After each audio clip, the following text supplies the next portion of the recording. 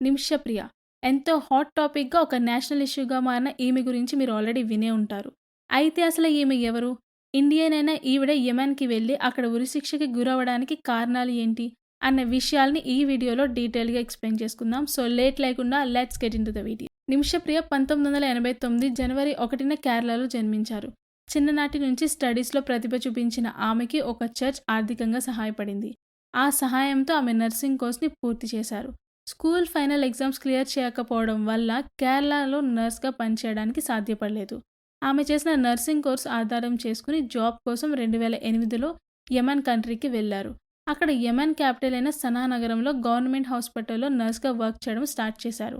ఆమె చేసిన వర్క్ ద్వారా మంచి ఎక్స్‌పీరియన్స్‌ని సంపాదించుకున్నారు. 2011లో స్వదేశానికి వచ్చిన ఆమె కుటుంబ సభ్యులు ఏర్పరిచిన వివాహం చేసుకున్నారు. తర్వాత తన హస్బెండ్‌తో కలిసి యెమెన్ కంట్రీకి వెళ్లిపోయారు. 2012లో ఆమెకి కూతురు పుట్టింది. అయితే ఈ సంతోషం ఆమెకి ఎంతో కాలం నిలవలేదు. వారికున్న ఫినాన్షియల్ క్రైసిస్ వల్ల ఇలా నర్స్‌గా పనిచేస్తే సెటిల్ అవ్వలేమని చెప్పి సొంతంగా క్లినిక్‌ని పెట్టుకోవాలని నిర్ణయించుకున్నారు. ఇప్పుడు ఉన్న స్థితిలో ముగ్గురు అక్కడే ఉండడం కష్టమని భర్త, కూతుర్ని ఇండియాకి పంపించేశారు. 2014లో తన సొంత క్లినిక్‌ని ప్రారంభించుకోవడానికి ఉద్యోగాన్ని విడిచిపెట్టేశారు. అయితే యెమెన్ చట్టం ప్రకారం అక్కడ సొంతంగా ఏదైనా బిజినెస్‌ని ప్రారంభించాలి అంటే యెమెన్ సిటిజన్ అయినా అయ్యుండాలి, లేదా అక్కడ సిటిజన్‌లో పార్ట్నర్‌షిప్‌గా పెట్టుకొని బిజినెస్‌ని స్టార్ట్ చేసుకోవచ్చు. అందుకని అక్కడ సిటిజన్ అయిన తలాల్ అబ్దో మహదీ అనే టెక్స్టైల్ బిజినెస్ చేసే అతనిని పార్ట్నర్‌గా పెట్టుకుని ఆమె ఫ్రెండ్స్ అండ్ ఫ్యామిలీ నుండి 50 lakhs సమకూర్చుకుని 2014 స్టార్టింగ్‌లో 14 బెడ్స్ ఫెసిలిటీ ఉన్న ఆల్ అమన్ మెడికల్ అనే క్లినిక్‌ని ప్రారంభించారు. మార్చ్ 2015లో యెమెన్ అంతర్యుద్ధం మొదలైంది. ఆ సమయంలో క్లినిక్‌ని నడపడమే కాకుండా అక్కడ బ్రతకడం కూడా ఆమెకి ఎంతో కష్టమైంది.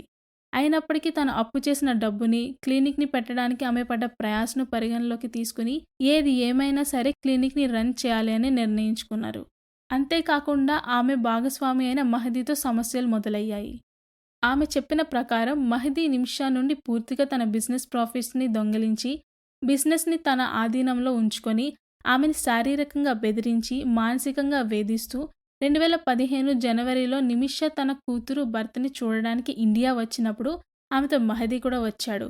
అప్పుడు నిమిషా మ్యారేజ్ ఫోటోని దొంగిలించి, దాన్ని మార్ఫింగ్ చేసి తన హస్బెండ్ ప్లేస్‌లో మహదీని పెట్టుకుని నిమిషా తన భార్య అని తప్పుడు ప్రచారం చేసేవాడు అని, అంతేకాకుండా నిమిషా పాస్‌పోర్ట్ మరియు సర్టిఫికేట్స్ అన్నీ తన దగ్గరే పెట్టుకుని నిమిషా ఇండియాకి వెళ్లకుండా మరియు ఆమె ఫ్యామిలీ మెంబర్స్‌తో మాట్లాడకుండా నిషేధించేవాడు. నిమిషా తన పూర్తి ప్రవర్తన గురించి 2016లో పోలీసులకి కంప్లైంట్ చేసినప్పటికీ వాళ్ళు పట్టించుకోలేదు. ఈవెన్ ఈ విషయంలో జోక్యం కూడా చేసుకోలేదు.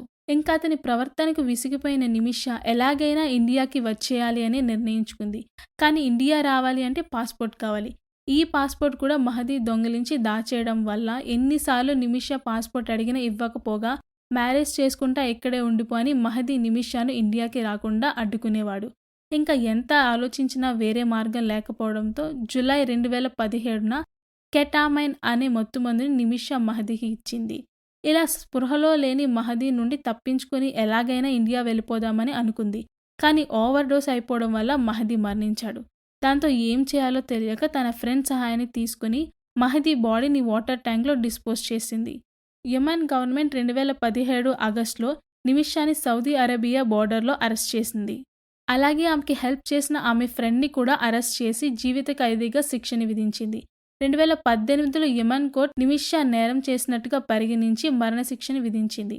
అయితే నిమిషా తల్లి, వారి భర్త కొచ్చి కోర్టు మరియు సుప్రీం కోర్టును ఆశ్రయించడం వల్ల సుప్రీం కోర్టు లాయర్ అయిన కేఆర్ సుభాష్ చంద్రన్ ప్రకారం యెమెన్లో జరిగిన నిమిషా కేసు వాదన పూర్తిగా అరబిక్‌లో జరిగింది అని, ప్రియా ఆ భాష మాట్లాడలేదు అని, అంతేకాకుండా ఆమెకి వివరించే వ్యక్తిని గాని, లాయర్‌ని గాని యెమెన్ గవర్నమెంట్ ఇవ్వలేదు అని తెలిపారు. ఈ కారణాల వల్ల సుప్రీంకోర్టు లాయర్ చంద్రన్ మరియు ప్రియా సపోర్టర్స్ అంతా కూడా కేసును రీఇన్వెస్టిగేట్ చేయాలని కోరారు. అప్పటి వరకు ఆల్-డెదా జైల్లో ఉన్న నిమిషాను జూన్ 2018లో సనాలో ఉన్న జైలుకి తరలించారు. 2020లో నిమిషా మళ్లీ ఆమె విడుదల కోసం ప్రయత్నించింది. అదే సమయంలో నిమిషా ప్రియా ఫ్యామిలీ మెంబర్స్ మరియు సపోర్టర్స్ కలిసి నిమిషా ప్రియా ఇంటర్నేషనల్ కౌన్సిల్‌ను స్టార్ట్ చేశారు. అప్పటి నుంచి ఆ బృందం నిమిషా విడుదల కొరకు చర్చలు జరపడం ప్రారంభించింది. నిమిషా జైల్లో ఉన్నప్పుడు తన తోటి మహిళా ఖైదీలతో ఆమె మంచి బంధాన్ని ఏర్పరచుకుంది. అయితే వారు కూడా ఆమె విడుదల అవ్వాలి అని పూర్తి మద్దతునిచ్చారు. అయితే ఇంతమంది మద్దతు ఇచ్చినప్పటికీ, ఇండియా గవర్నమెంట్ ప్రయత్నిస్తున్నప్పటికీ, నవంబర్ 2023లో Yemen supreme judicial council Nimisha అప్పీల్ని రిజెక్ట్ చేసింది.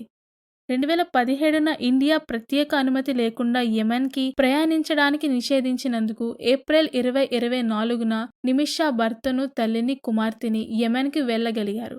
దాంతో వాళ్ళు నిమిషాని కలవాలి అని, ఆ తర్వాత మహదీ ఫ్యామిలీని సందర్శించి కేసుని విత్డ్రా చేసుకోమని వేడుకుందామని ప్రణాళికలు వేసుకున్నారు. నిమిషా వాళ్ళ తల్లి నిమిషాను ఏప్రిల్ 24, 2024న కలుసుకోగలిగారు. నిమిషా విడుదలకు ఆమెకి మద్దతిచ్చిన వారంతా మహదీ మరణానికి ప్రతిగా మహదీ ఫ్యామిలీకి ఇవ్వడానికి $40,000 అంటే మన ఇండియన్ కరెన్సీలో 34 లక్షలు నిమిషా విడుదలకి ప్రతిగా సేకరించారు. దానిలో సగం యెమెన్ క్యాపిటల్ అయిన సనాలో ఉండే ఇండియా ఎంబసీకి తరలించారు. అప్పటి నుండి నిమిషా విడుదల కొరకు కొనసాగిన చర్చలు సెప్టెంబర్ 2024 కల్లా పూర్తిగా స్తంభించిపోయాయి. అలాగే డిసెంబర్ ఎండింగ్కి యెమెన్ ప్రెసిడెంట్ అయిన రషద్ అల్ అల్మి నిమిషా మరణశిక్షను అధికారికంగా ఆమోదించారు. దీంతో నిమిషాకు జూలై 16న 2025న ఉరిశిక్ష వేయాలని ఖరారు చేశారు. అయితే ఇండియన్ గవర్నమెంట్ ఒక పక్క యెమెన్ అధికారులతో మధ్యవర్తుల ద్వారా చర్చలు కొనసాగిస్తుంది. ఇంకో పక్క ఇస్లామిక్ చట్టాల ప్రకారం బాధితుడి కుటుంబానికి బ్లడ్ మనీ అనే పేరు మీద పరిహారం చెల్లించి ఇది ఆ ఫ్యామిలీ యాక్సెప్ట్ చేస్తే శిక్షను మాఫీ చేయవచ్చు అని భారత అధికారులు మహదీ ఫ్యామిలీని కలిసే ప్రయత్నాలు కూడా చేస్తున్నారు. ఇండియన్ గవర్నమెంట్ అలాగే నిమిషా సపోర్టర్స్ ఆమెను ఉరిశిక్ష నుండి తప్పించాలి అని అన్ని మార్గాలా ప్రయత్నిస్తున్నారు. ఆమెకి ఉన్న ఒకే ఒక్క ఇంటిని కూడా అమ్మేసుకుని ఎలాగైనా తన కూతుర్ని కాపాడుకోవాలని తల్లి మరియు భార్యని ఎలాగైనా కాపాడుకోవాలని భర్త చేసిన కృషి, కేరళ సీఎం అయిన పినరాయి విజయన్ గారి ప్రయత్నం, ఇండియన్ గవర్నమెంట్ ఆవిడని రక్షించడానికి విడవకుండా చేసిన చర్చలు ఆమె మరణశిక్ష వాయిదా పడడానికి కారణమయ్యాయి. ఉరిశిక్షను పోస్ట్పోన్ చేయడంతో మహదీ ఫ్యామిలీ బ్లడ్ మనీని యాక్సెప్ట్ చేస్తుంది అని అందరూ అనుకున్నారు. కానీ మనం ఒకటి అనుకుంటే నిమిషా విషయంలో ఫేట్ ఇంకోలా మారింది. మహదీ ఫ్యామిలీ బ్లడ్ మనీని యాక్సెప్ట్ చేయము అని తేల్చి చెప్పేసింది. దీంతో నిమిషాని కాపాడడానికి ఉన్న అన్ని మార్గాలు క్లోజ్ అయిపోయాయని కొంతమంది అంటుంటే, లేదు మహదీ ఫ్యామిలీ బ్లడ్ మనీని యాక్సెప్ట్ చేసినా కూడా వారికి అమౌంట్ ఎవరూ సెటిల్ చేయలేదు అని మరికొంతమంది అంటున్నారు. దీంతో అసలు నిమిషా విషయంలో ఏం జరుగుతుంది అనేది మనం వేచి చూడాల్సిందే. అయితే నిమిషా కేవలం సెల్ఫ్ డిఫెన్స్ కోసం మాత్రమే చేసిందా, లేదు అంటే ఉద్దేశపూర్వకంగానా? మీ అభిప్రాయాన్ని కామెంట్ రూపంలో తెలియచేయండి. Thanks for watching. వీడియో నచ్చితే లైక్ చేయండి, షేర్ చేయండి. మరిన్ని వీడియోస్ కోసం మన ఛానల్ని సబ్స్క్రైబ్ చేసుకోవడం మాత్రం మర్చిపోకండి.